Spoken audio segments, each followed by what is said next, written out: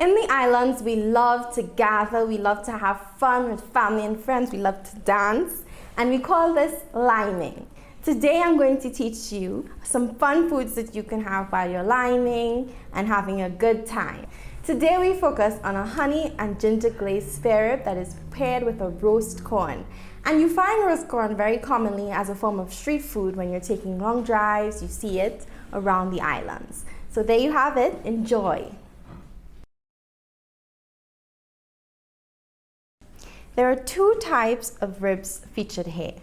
We have the loin back rib, and we also have the whole spare ribs. However, we are removing the brisket bone to make a St. Louis cut.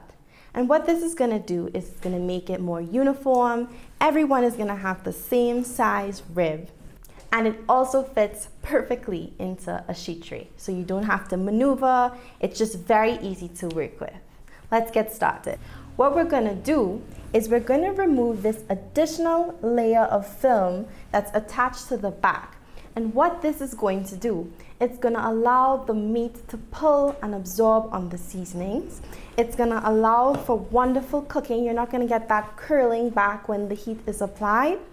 And it's also gonna make it a little bit more pleasant to eat. So we're not gonna have that additional, collagen when eating the ribs. Here we have a butter knife. You can also use an oyster shucking knife, and we're gonna go underneath the film and just get enough for us to pull up.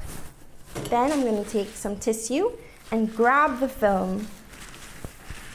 It's important to remember that if we are doing the St. Louis ribs in bulk and we have to pull off the film, there's an easier method that we can do to get that meat to absorb the seasoning. We can simply just score it. There are two ways to score it.